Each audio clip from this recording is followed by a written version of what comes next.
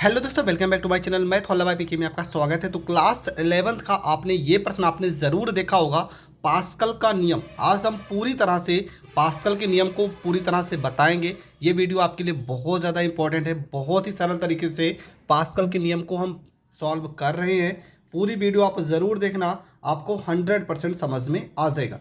देखो, सबसे पहली चीज़ से हम पास्कल के नियम के बारे में समझ लेते हैं।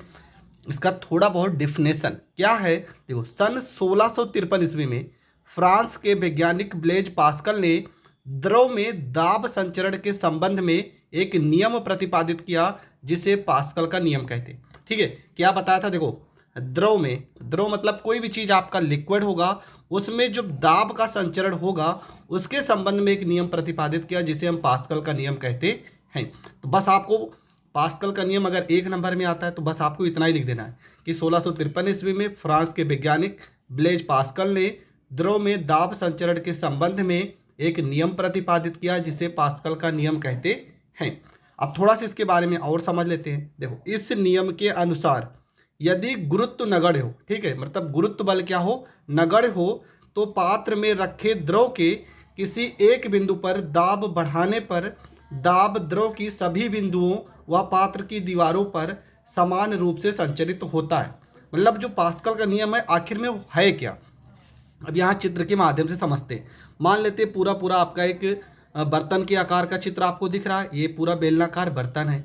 इसमें यहाँ पर देख रहे हैं ढेर सारा लिक्विड पूरा भरा हुआ है, आपका द्रव भरा हुआ है। मान लेते हैं इस पूरे द्रव में गुरुत्व क्या हो? नगण्य हो, मतलब गुरुत्व आपका जीरो हो। अगर हम किसी एक कहीं पर भी, चाहे यहाँ वहाँ, पूरे चित्र में कहीं पर भी अगर हम मान लो दाब लगाते हैं, किसी एक बिंदु पर दाब हम क्या करते हैं? बढ़ा देते हैं। अगर एक बिंदु पर दाब बढ़ा देंगे तो जितने भी यहाँ पर द्रव की बूंदें हैं और ये पात्र की ये जो दीवार आपको दिख रही है, इस पर भी समान रूप से दाब संचरित तो होगा। यही तो प्रश्न में मतलब डिफिनेशन कहना चाह रहा है। क्या कहना चाह रहा है कि मान लेते हैं कि यदि इस नियम के अनुसार गुरुत्व बल क्या हो? नगण्य हो, तो पात्र में रखे किसी एक बिंदु पर दाब बढ़ाने पर दाब द्रव की सभी बिंदुओं और जो पात्र की दीवार है, पात्र की दीवार पर समान रूप से क्या होगा? संचरित होगा। अब देखते हैं इस चित्र के माध्यम से।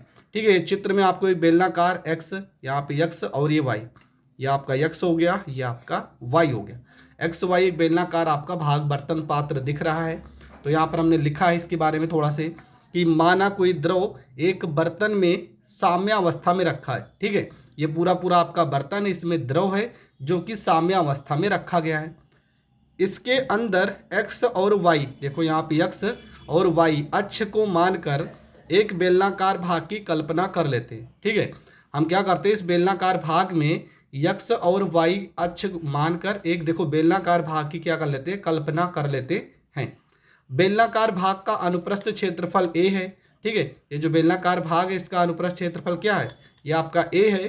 तो बेलन के अंदर भरा द्रव बाहर भरे द्रव के कारण संतुलन अवस्था में, मतलब कुछ यहाँ पर लिक्विड इसके अंदर भी तो होगा, कुछ लिक्विड इसके अंदर भी होगा। तो जो बेलन के अंदर द्रव है और जो ये बाहर द्रव है, ये दोनों क्या होगा?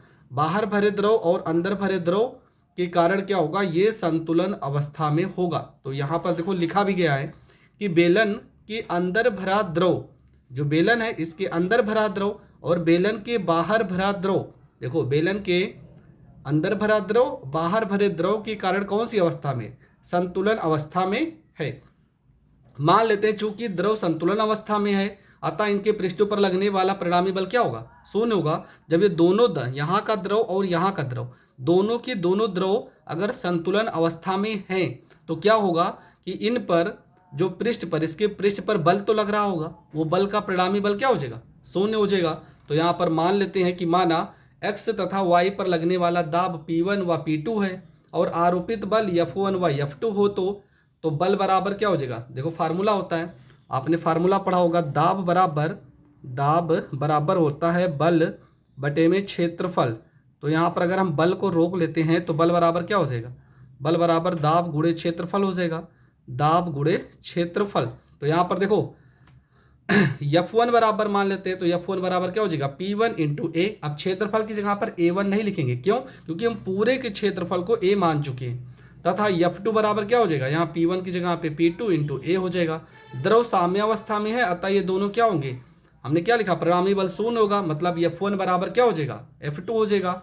F1 का मान यहाँ पर हमने लिखा है, F2 का मान यहाँ पर लिखा है। ए से आपका ए कट जाएगा, P1 बराबर P2 आ जाएगा। यही पास्कल का नियम है। यहाँ तक आपको पेपर में लिखना है, आपको पूरे के पूरे नंबर मिल जाएंगे।